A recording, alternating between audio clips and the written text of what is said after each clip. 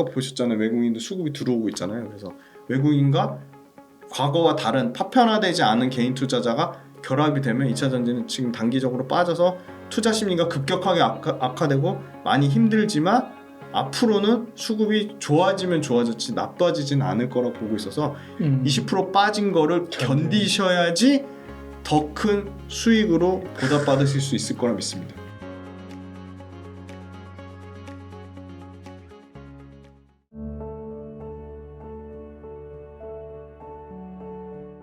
전기차 판매 실적 3월달 거 나왔거든요. 이거 빨리 짧게 말씀드릴게요.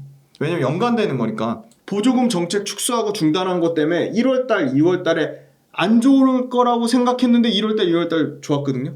그러니까 생각보다 좋았거든요. 근데 3월달에 완전히 전기차 판매가 안정화되고 있다. 지금요 독일에서 전년 대비 28% 증가한 44,000대를 팔았고요. 프랑스의 전년 대비 54% 증가한 순수 전기차 BEV라고 하죠.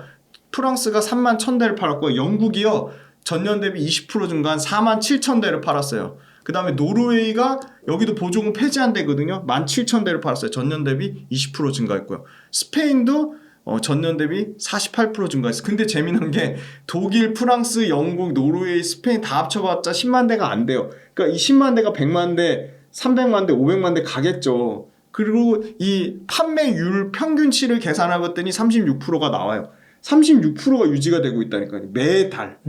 엄청난 거죠. 그 다음 미국 볼게요. 미국 포드만 조금 줄었어요. 미국은 그 SK-온 그 화재 이슈 때문에 출하량이 좀 줄어가지고 포드가 지금 약 0.2만 대니까 전년 대비해서 31% 줄었는데 테슬라는 전년 대비 25% 늘어났고요. 볼보가 전년 대비 20% 늘어났고요. GM은 아직 추산이 안 됐습니다. GM 그렇고 포드는 지금 2026년까지 200만 대 이상 전기차를 생산하려고 하고 있어요. 그러니까 3월달치는 조금 안 좋았지만 4월달, 5월달에 SK-온의 가동률이 빠르게 올라오면서 회복이 될 거라고 보고 있고요. 그래서 미국은 2월달에 70% 정도 판매 증가 수치가 나왔는데 3월달도 조금 포드가 소강 국면에 있어도 지금 55% 정도 판매 증가율 나오고 아까 말씀드린 유럽은 33%대 판매 증가율이 나오고 있어서 3월달 전기차 판매량도 중국을 제외하고 우리가 잘 아는 유럽과 북미에서 판매량이 크게 줄지 않고 잘하고 있다.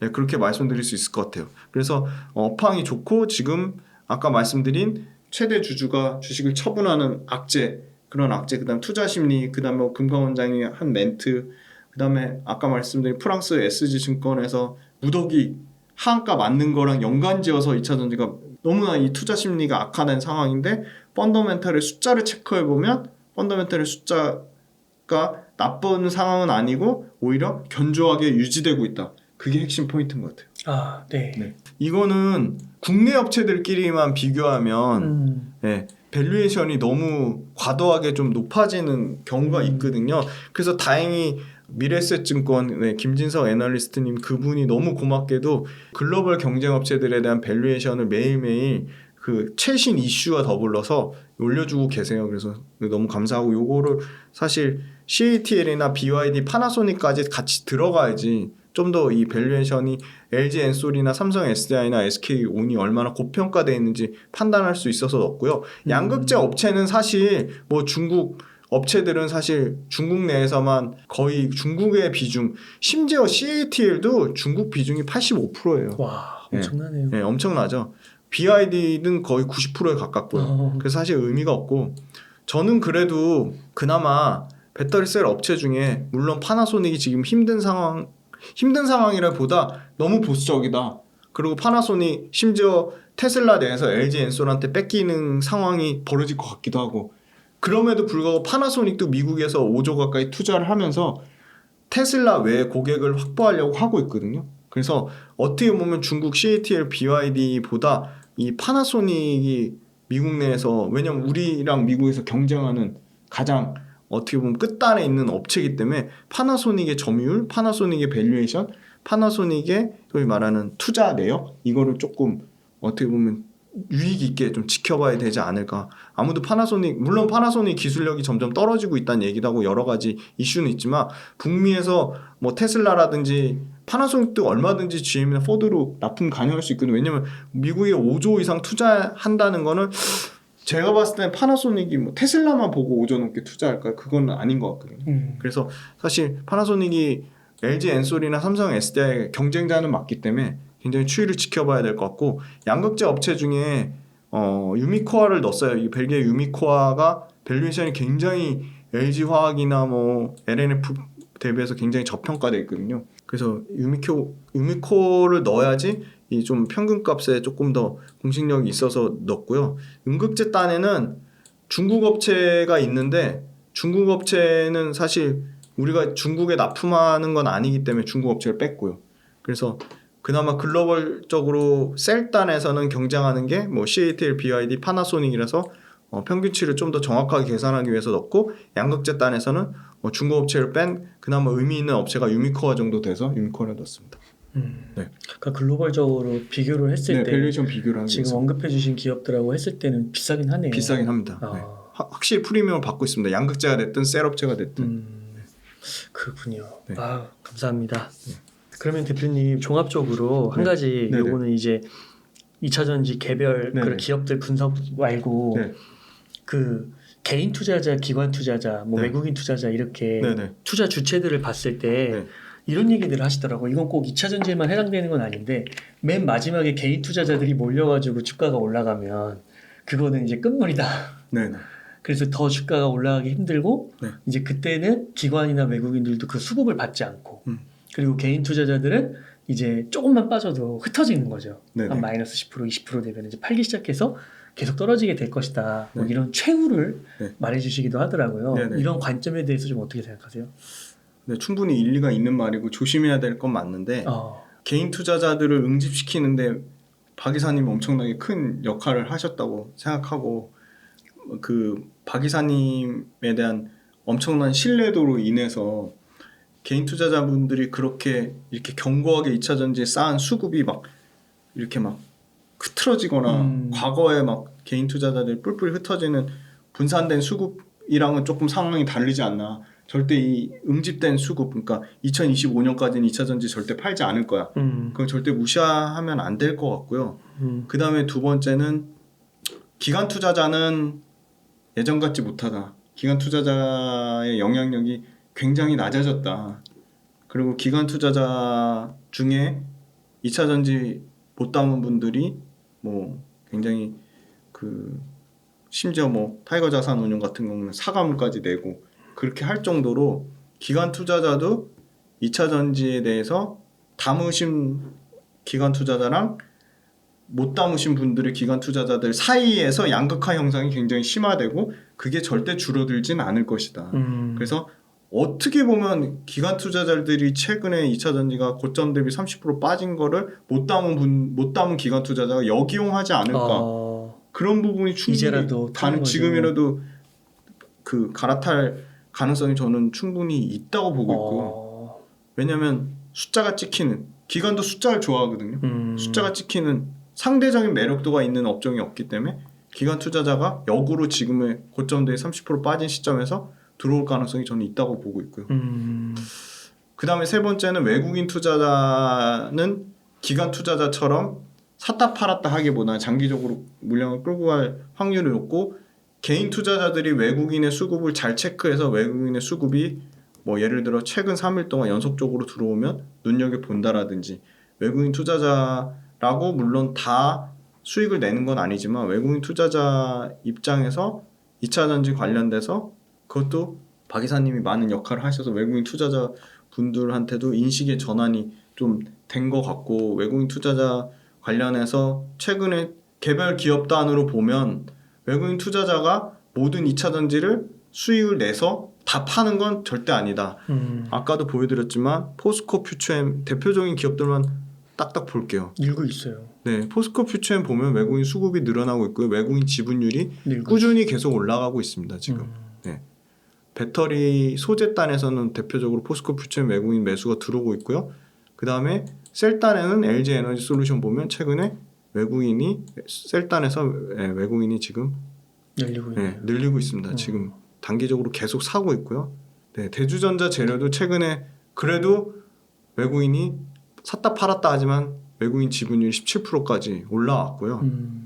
그다음에 나노신소재 전반적으로 기관을 제외한 2차전지 수급이 개별 기업 단으로 쪼개서 보면 나쁘지 않다. 네. 외국인 나노신소재 이 가격대에 지금 고점 대비 30% 빠진 가격대 보시면 엄청나게 사고 있습니다. 지금. 네. 나쁘지 않고요. 그리고 양극재단 말고 원자재단 볼게요. 원자재단의 포스코홀딩스. 외국인이 줄창 팔다가 지금 이제 다시 사고 있습니다. 포스코홀딩스도 그렇고요. 에코프로는 이슈가 있죠. 아마 5월 달에 62만 원, 5월 12일 기준으로 62만 원이 넘으면 단기 과열 그 요건에 해당돼 가지고 아마 에코프로 입장에서는 5월 달에 MSCI 당연히 편입되는 게 패시브 자금이 들어오니까 좋기 때문에 아마 단기간에는 외국인이나 기관 수급이 좀 들어오기는 어려울 것 같아요. 그래서 5월 10일 날 아마 편입되면 당연히 그 패시브 자금 들어오는 걸 당연히 수급적으로 업그레이드가 되니까 5월 달에 에코프로는 꼭 편입이 됐으면 좋겠고요. 지금 62만 원 밑으로만 떨어지면 되니까. 그래서 최근 기관 외국인 수급은 좋지는 않아요. 5.8%까지 떨어졌어요. 그러니까 아마 MSCI 그 모건 스탠리 캐피탈 인덱스 지수에 편입이 되는 순간 외국인 지분율은 급격하게 올라갈 거라고 보고 있고요. 그래서 개인적으로 수급을 다 쪼개서 보면 기관은 엄청나게 팔랐고 공매도 쳤지만 공매도 갚고 있고 기관도 2차전지를 보유한 측면과 보유하지 않은 측면 수익률 차이가 극명하기 때문에 당연히 기관 입장에서 못 담은 사람들의 담으려는 수요가 나올 거라고 보고 있고요. 개인들은 굉장히 과거와 다르게 파편화되지 않고 있기 때문에 개인 투자자를 상당히 그렇게 뭐 폄하해서 얘기할 거는 전혀 아닐 것 같고 외국인 투자자가 조금 들어오기를 보고 있는데 외국인 투자자 입장에서도 지금의 고점 대비 30% 굉장히 가격적인 메리트가 발생한 시점 그리고 여타 저는 반도체나 바이오가 2차전지보다 엄청나게 매력적이려면 실적 숫자가 찍혀야 되는데 숫자가 안 찍히고 있잖아요. 지금 삼성전자나 하이닉스 실적을 보면 알 수 있듯이 그래서 2차전지에 대해서 외국인 수급도 굉장히 인식의 전환이 나오지 않을까. 그래서 암만 기관이 팔더라도 외국인 수급만 조금 들어오면 아까 보셨잖아요. 외국인도 수급이 들어오고 있잖아요. 그래서 외국인과 과거와 다른 파편화되지 않은 개인 투자자가 결합이 되면 2차전지는 지금 단기적으로 빠져서 투자 심리가 급격하게 악화되고 많이 힘들지만 앞으로는 수급이 좋아지면 좋아졌지 나빠지진 않을 거라 보고 있어서 이거 기관이나 외국인은 절대 사주지 않는다. 요 말이 맞다 하더라도 과거와는 좀 다른 상황이 벌어질 거라고 보고 있고 지금 똘똘 뭉친 이 개인 투자자들이 20% 빠진 거를 견디셔야지 더 큰 수익으로 보답받으실 수 있을 거라 믿습니다. 그러니까 이게 안 팔면 안 파는데 기업은 계속 좋아져. 네, 계속 좋아져. 그러면 결국은 살 수밖에 없잖아요. 높은 가격에. 누군가가 높은 가격에 사주지 않을까 그런 기대감을 충분히 가지실 수 있다고 보고 있습니다. 그래서 지금 2차 전지에 대한 더 부정적인 얘기가 많이 나오면 많이 나올수록 싸게 살 수 있는 기회라고 보고 있습니다. 그만큼 미래 성장성이 좋은 거니까. 근데 이제 테마는 미래 성장성이 없는 상태에서 누군가 사주기를 기다려야 되는데 미래가 없는데 누가 사주겠어요? 맞습니다. 이렇게 되는 거고. 맞습니다. 그래서 실적에 대한 성장을 담보로 하고 있기 때문에 그래도 괜찮다. 그리고 물론 일부 개별 기업들에 대한 밸류에이션 비싼 건 맞지만 그것도 실적으로 쪼개보고 실제 주가 오른 상승률로 쪼개보고 외국인과 기관과 개인의 수급을 더 쪼개보고 그리고 농담이 아니라 PB들한테 이제 그 소위 말하는 강남에 이 돈 많은 쩐주들 개인 투자자들 뭐 100억씩 주식 사시는 분들이 이 PB들한테 맡겼다가 PB들이 에코프로나 에코프로비움 안 사가지고 수익률이 나쁘잖아요. 그러니까 엄청 혼나고 야 그냥 PB 꺼져. 그냥 내가 직접 에코프로 살게 해서 그렇게 사는 에코프로비움, 포스코 퓨처엠, 그다음 포스코 홀딩스 이런 물량들이요 100억 단위로 들어온대요. 100억, 200억, 300억 막 이렇게.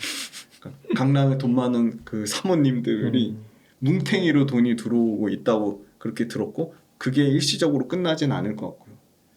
그리고 결국은 코스닥 지수가 단기 고점 대비 저점 대비 너무 많이 올랐으니까 아까 코스닥 지수가 거의 30% 가까이 올랐으니까 조정은 오겠지만 조정이 오더라도 2차전지 생태계의 가장 큰 장점은 그런 것 같아요. 소재만 좋은 게 아니라 셀도 강하고 소재도 강하고 장비도 강하고 생태계가 너무 잘 갖춰진 거죠. 셀이 못 가니까 소재가 가고 소재가 주춤하니까 뭐 윤성 FNC 같은 장비가 가고 골고루 그 안에서 아주 좋은 순환매가 도는 게 저는 긍정적이라고 보고 있고요. 셀만 실적이 좋은 게 아니라 셀도 실적이 좋고 소재도 좋고 장비도 좋은 거죠. 그리고 글로벌로 아주 높은 기술 진입 장벽을 갖고 있다는 거죠. 그리고 기본 베이스가 화학의 베이스인데 화학의 베이스를 가진 업체들이 본업조차도 그 다음에 소재가 갖고 있는 본업 베이스인 철강이나 이런 원자재 딴 회사들의 본업이 아주 바닥짓고 2차전지 소재의 본업인 정밀화학 베이스인 화학의 업황이 바닥짓고 턴어라운드 되고 포스코 같은 회사의 철강이 바닥짓고 턴어라운드 되고 그런 점 고려한 뭐 이런 뭐 에코프로 관련된 소재 관련된 업체들의 가장 큰 우려 요인인 가격이 꺾일 거란 요인. 근데 그 가격조차도 쉽게 꺾이기 어려울 거다. 그 이유는 철저하게 수요와 공급에 있는데 수요가 엄청나게 늘어나는 만큼 공급이 엄청나게 늘어나야 되는데 공급이 그렇게 엄청나게 늘어나지 않고 있다. 왜냐하면 그 소위 말하는 그 석유 카르텔 오펙 플러스처럼 카르텔이 형성되는 것처럼 지금 칠레, 볼리비아 이런 데 다 지금 카르텔 공급을 늘리지 않으려고 카르텔을 형성하고 있고요. 우리나라 2차 전지가 워낙 강하니까 유럽에서 가장 그 리튬 생산량이 높은 게 포르투갈인데 포르투갈 정부가 먼저 나서서 야 우리 관련돼서 2차 전지 전기차 제발 포르투갈에 투자 좀 해줘. 그러면 생산세액 공제해줄게. 혜택 줄게. 심지어 우리나라 정부도 발빠르게 나서서 2차 전지 관련된 업체들한테 최대 35% 세액 공제해주겠다고 했고요. 정부에서 지금 광물지도 만들고 있잖아요. 그 정부에서 그 2차 전지 관련된 이 원자재 단이 너무 중요하니까 그걸 인식하고 있고 뭐 윤석열 정부가 뭐 잘하든 못하든 간에 2차 전지 관련돼서 적극적으로 투자하고 생산세액 지원하겠다고 했으니까 정부가 밀어주는 사업이니까 단기적인 너무 가격 이슈에 일희일비하지 마시고 전기차가 얼마나 잘 팔리는지 광물 관련돼서 이 실제로 그 포스코와 에코프로가 얼마나 이 광물 관련된 실제 매출이 일어나는지 거기서 이익률이 얼마나 좋아지는지 이 광물 관련된 이익률이 엄청나요 진짜. 포스코도 지금 2024년 매출 나오면 EV EBITDA 기준으로 마진율 48% 예상하고 있고요. 에코프로 마찬가지 30% 이상 마진율 나올 거라고 보고 있기 때문에 밸류체인 생태계가 너무 잘 되고 있고 정부에서 밀어주고 있고 다만 최근에 투심이 악화된 거는 펀더멘탈과는 무관하다. 네, 그렇게 말씀드렸습니다. 아, 네. 그래서 좀 조정이 있어가지고 네. 시청자님들과 많이 많은 힘들어하실 것 분들이 같아요. 힘들어하실 네, 부분이 네. 있었는데 굉장히 힘이 되고 네, 네. 그 조목조목 데이터로 네, 네. 또 얘기를 해주셔가지고 네. 그런 불안함이 많이 줄어드시고 또 네. 되게 단단한 기반이 네, 네. 다시 비온 뒤에 더 땅이 굳는다고 네, 하잖아요. 더 그렇게 그런 과정이 있으시지 않으셨을까라는 생각이 들고 좋은 기업들이 많은데 뭐 포스코 퓨처엠, 네. LG 에너지솔루션 그리고 대주전자재 네, 네. 뭐 이런 것들도 네, 네. 좀 언급해 주셔가지고 네, 네. 세부적으로 그거는 계속 업데이트를 꼭 해드릴 거고요. 대주전자재료, 포스코 홀딩스, 포스코 퓨처엠, 에코프로, 그다음에 LG화학 네, 계속적으로 업데이트 LG화학. 해드릴 거고요. 그 회사들의 심각한 펀더멘털의 어떤 변화가 나오면 적극적으로 나와서 아무리 욕을 먹더라도 말씀드리겠는데 지금은 펀더멘털 변화가 크게 나쁜 상황은 없고요 사실. 그리고 실적이 더 좋아지면 좋아질지 앞으로의 실적들이 무궁무진하게 기대가 됩니다. 지금 실제로 나온 에코프로 BM이나 에코프로 포스모 신소재 매출이 100%씩 늘어나는 업종을 찾아보세요. 그러면 없습니다 사실. 네. 아유 감사합니다. 그러면은 대표님 오늘 인터뷰한 이 정도에서 네네. 마무리하도록 하겠습니다. 네네. 이렇게 해서 유튜브 채널 훈훈한 주식의 김지윤 대표님을 모시고 이야기를 나눠봤습니다. 긴 시간 동안 유카인 사이트 많이 나눠주셔서 감사의 말씀드립니다. 오늘 고생 많으셨습니다. 감사합니다.